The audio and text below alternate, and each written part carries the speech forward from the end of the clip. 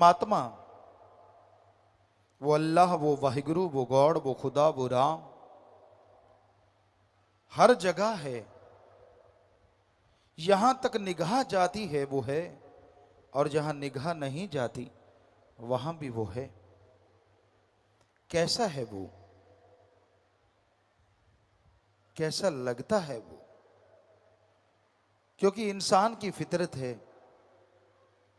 वो यही देखता है इसके नैन नक्श कैसे हैं, इसका रंग कैसा है, चाहे वो स्त्री चाहे वो पुरुष, शरीर कैसा है। तो कहीं ना कहीं दिलो दिमाग में इंसान की यह सवाल घूमता है, आखिर वो अल्लाह वाहिगुरु गॉड खुदा राम है कैसा?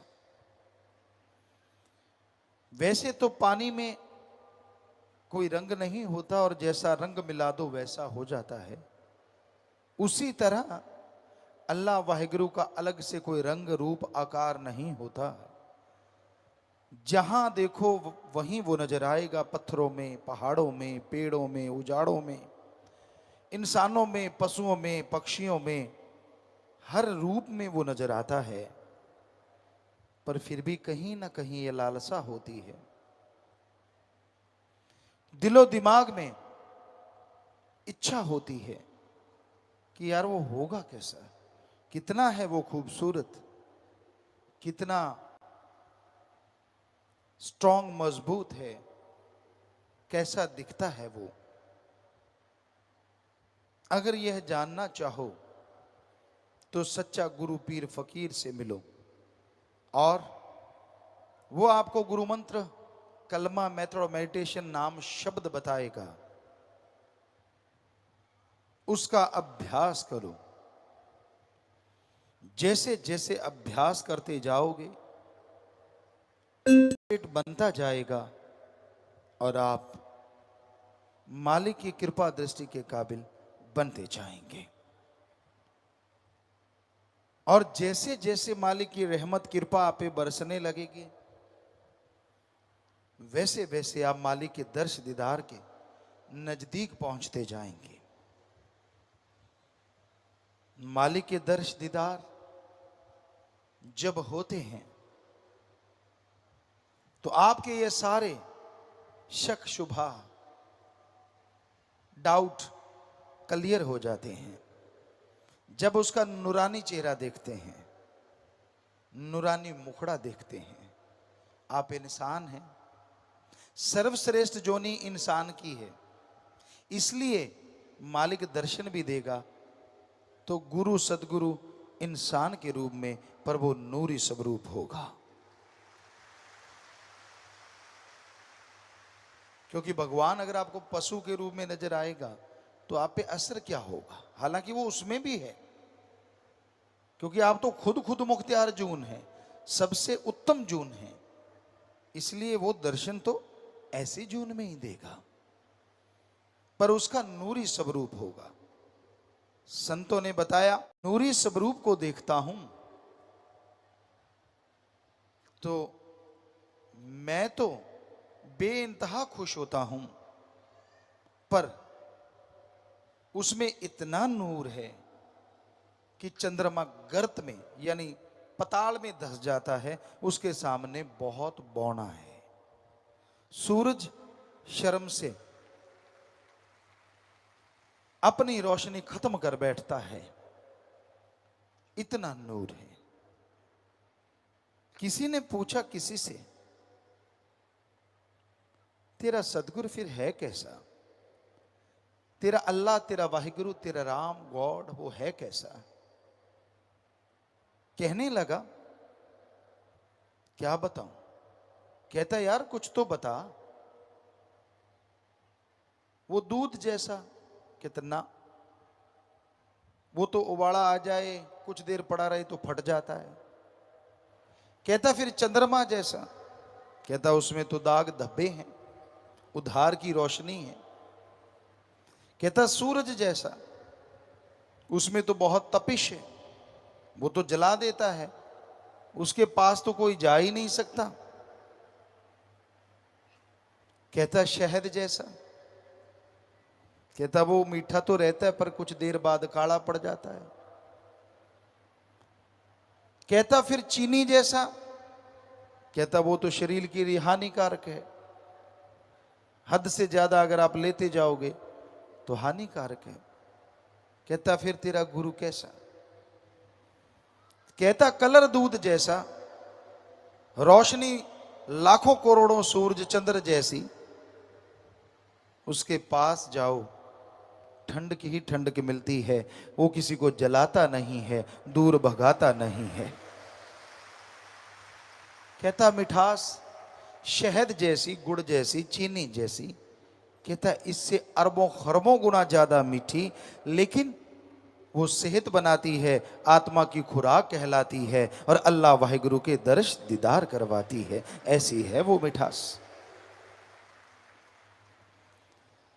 कहता वाह,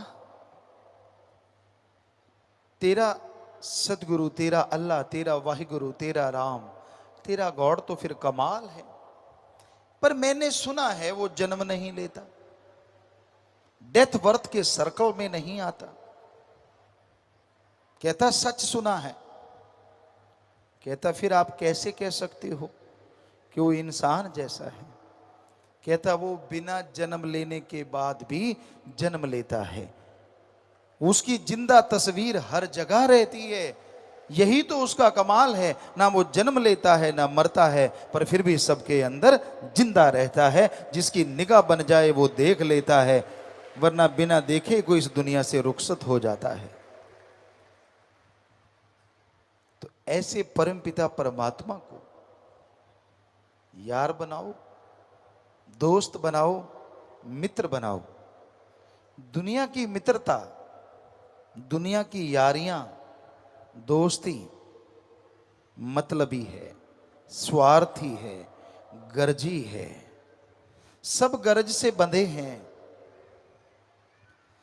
जब तक गर्ज है तो प्यार करते हैं, और गर्ज नहीं तो बात नहीं करते।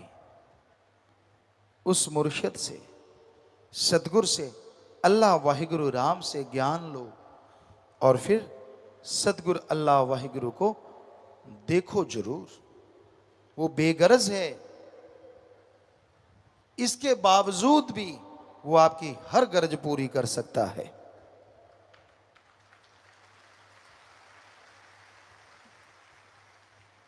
आप सारे समाज में रहते हैं, आप किसी की विवाह शादी पे जाते हैं, उसको सलामी देते हैं, वो लिख लेते हैं आप, या याद रखते हैं। मैंने 100 दिया, 1500 दिया, 5 रुपए दिए, 10 दिए। और जब आपके घर में किसी की शादी होती है तो आपको ध्यान में रहता है फलां आदमी कितने दे के गया। ये गरज है, गरज के लिए ये रीत बनी थी। पुराने समय में लोग जब शादियां होती थी तो ऐसे पैसा देते थे जिससे उसकी मदद हो जाए, क्योंकि अकेला कुछ नहीं कर पाता। 100-100, 5-5 रुपए भी दिए, 2-2 रुपए भी दिए, तो सारे गांव में वो काफी पैसा हो जाता था उस जमाने के अनुसार। और बेटे की शादी धूमधाम से हो जाती थी, पास से कुछ लगा भी नहीं और शादी भी बढ़िया हो गई। किसी की भी शादी होती फिर वो रूटीन उस पे चलता था। सारे अल्लाह वाहिगुरु राम को सलामी देने की जरूरत नहीं।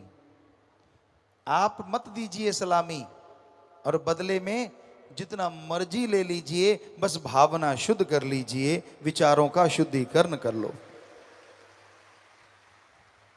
अगर आपके विचार शुद्ध हैं, भावना पवित्र है, श्रद्धा है आपके दिलो दिमाग में, तो वो इतना देगा, इतना देगा, आपकी झोलियां छोटी रह जाएंगी और उसकी रहमत मूसलाधार बरसती जाएगी, बरसती जाएगी। तो अपने आप को शुद्ध करना है, अपने आप को पवित्र बनाना है। ना तो दिखावे से कोई पवित्र बन सकता है, ना अच्छे कपड़े पहनने से कोई पवित्र बन सकता है, और ना ही धन दौलत जमीन जायदाद ज्यादा होने से कोई पवित्र बन सकता है। पाक पवित्र बनने के लिए एकमात्र उपाय, रूहानियत में आओ, सुमरन करो, सेवा करो। परहित परमार्थ और सुमरन, दो चीजें आपने करनी ही करनी है, क्योंकि सुमरन से बाकी के गुण ऑटोमेटिकली प्रकट हो जाएंगे। आप दीनता नम्रता धारण कर लोगे, आपके अंदर बेगर्ज निस्वार्थ प्यार करने की भावना पैदा हो जाएगी। आप मालिक से करीब होते चले जाएंगे। तो सेवा और सुमरन ही तरीका है। मैं सजूं रे सजूं, पिया लिए रोजाना, एक ही तरीका है सजने का। पता नहीं आप उसे कैसे लेते हैं, उस शब्द को, भजन को, सॉन्ग को, पर हमारा नजरिया ये, मैं सजूं रे सजूं, पिया लिए रोजाना, कि मैं रोजाना सुबह शाम उसके सुमरन करती हूं। मैं रोजाना सुबह शाम उसके लिए दुआ करती हूं। मैं रोजाना सारा दिन उसकी सेवा में लगे उसकी औलाद का भला करूं। इसी में सजती संवरती रहती हूं, क्योंकि इसी सजने संवरने से पिया जी मिल जाते हैं। पाउडर करी में लगाने से नहीं। उधर भी लगाया जा सकता है कि हाँ भाई मैं सजूं, मैं तो पाउडर लगाऊं, मैं क्रीम लगाऊं, पता नहीं क्या क्या लगाऊं, लगाता रहे, आदमी जरूर खुश होगा, पर कसम अल्लाह वाहिगुरु राम खुश नहीं होता। हम ये नहीं कहते कि पाउडर शाउडर ना लगाओ, जितना मर्जी लगाओ भाई, कोई रोक टोक नहीं। पर अगर उस भजन का आप हमसे पूछो कि पिताजी उसका क्या मतलब है, मैं सजूं रे सजूं, पिया लिए रोजाना, तो उसका एक ही मतलब है कि आप सुमरन के द्वारा, सेवा के द्वारा, परहित परमार्थ के द्वारा रोजाना सजो। ऐसा सजोगे तो वो राम अल्लाह वाहिगुरु गॉड कसम जरूर आपको देखेगा, और उसकी एक देखनी से, उसकी एक तकनी से जन्म जन्मों के पाप कर्म कट जाएंगे। मत सोचिए कि मैं काला हूं वो गोरा है, मत सोचिए कि मैं मोटा हूं वो पतला है, इससे उसको कुछ लेना देना नहीं। ये सोचिए मैं सुमरन कितना करता हूं और वो कितना करता है। ये सोचिए मैं परमार्थ कितना करता हूं और वो कितना करता है। कंपटीशन करना है तो सुमरन का करो, कंपटीशन करना है तो सेवा का करो। फिर खसम कैसे नहीं पास आएगा, हम आपको गारंटी देते हैं, अंदर बाहर दौड़ा चला आएगा। मत टेंशनें लिया करो छोटी छोटी बातों की। मेरे पास पैसा नहीं, पैसे वालों को मिलता है वो, मेरे पास ये नहीं वो नहीं। पैसा नहीं तो उसकी भी कर्म रोग है। आप कर्म अच्छे नहीं करते, आप मेहनत नहीं करते, आप सुमरन नहीं करते, मेहनत बहुत करते हैं, फायदा नहीं होता, क्योंकि सुमरन नहीं करते और संचित कर्म रोड़ा बन जाते हैं, संचित कर्म रुकावटें बन जाते हैं। तो उस पिया को, अल्लाह वाहिगुरु राम को, जिसका आपको बताया अति खूबसूरत है उसका चेहरा, उसकी अदाएं, माशाअल्लाह, वो वाहिगुरु, वो राम, वो अल्लाह, वो गॉड, क्या गजब है। उसके नूरी स्वरूप को अगर आप देख लो तो जीवन सफल हो जाए। उसका नूरी स्वरूप अगर दिख जाए तो मन माया की दाढ़ हमेशा गलनी बंद हो जाए। उसका नूरी स्वरूप दिख जाए, काम वासना क्रोध लोभ मोह अहंकार हमेशा के लिए मिट जाए। उसका नूरी स्वरूप दिख जाए, थोड़ी मेहनत, उसका नूरी स्वरूप दिख जाए तो जिंदगी में हमेशा के लिए बहार छा जाए, पतझड़ खत्म हो जाए, उसका नूरी स्वरूप दिख जाए, तो इंसान इंसान से भगवान बन जाए।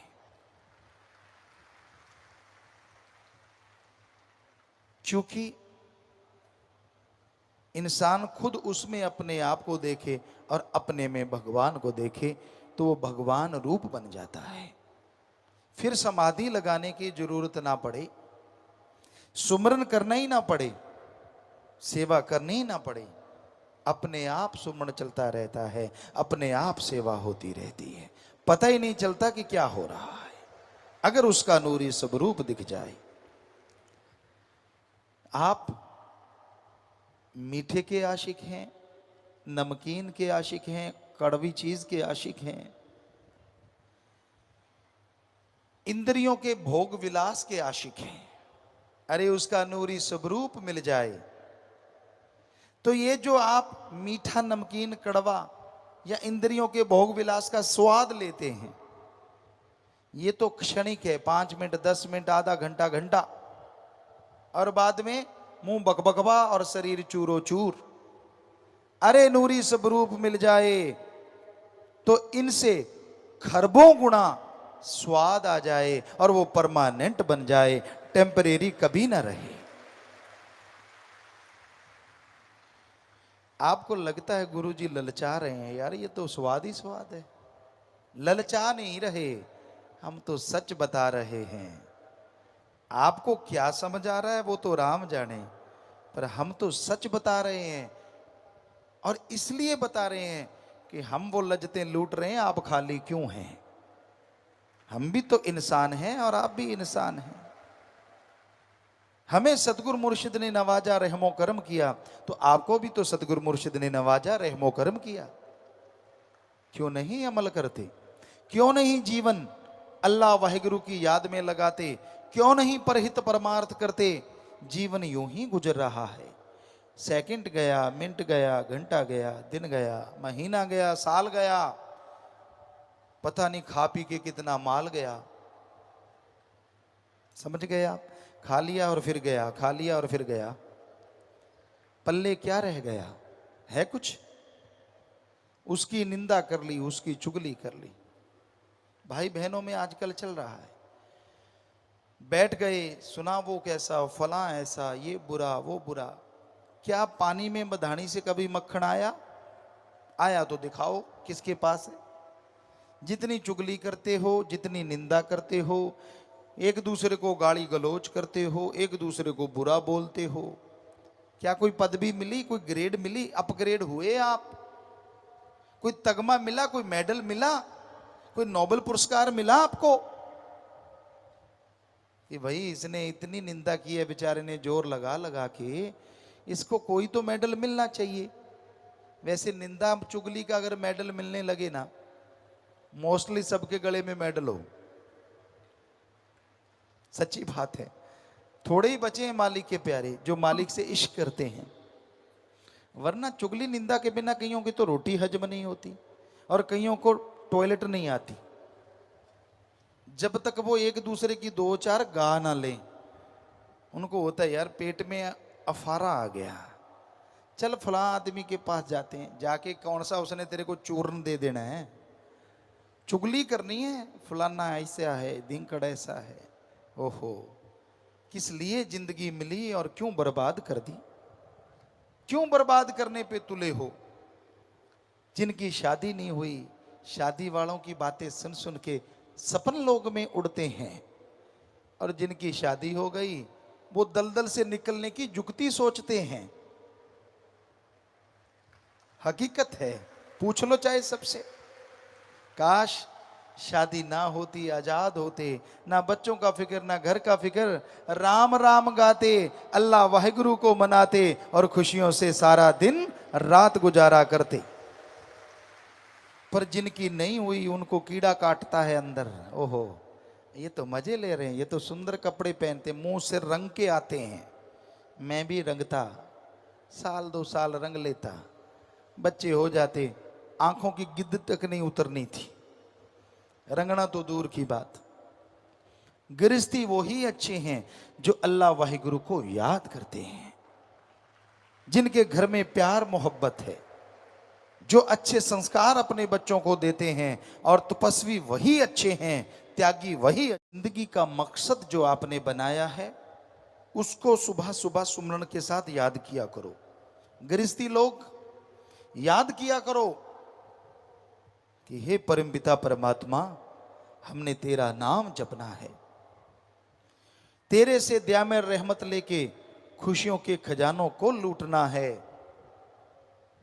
अपनी औलाद को अच्छे संस्कार देने हैं, अपनी औलाद को आपसे जोड़ना है और अपनी औलाद के लिए हक हलाल का अमृत आबो हयात इकट्ठा करना है। ठगी बेईमानी भ्रष्टाचार का जहर नहीं पिलाना है, चाहे कुछ भी हो जाए। सबसे प्यार से बोलना है, सबसे बेगर्ज मोहब्बत करना है।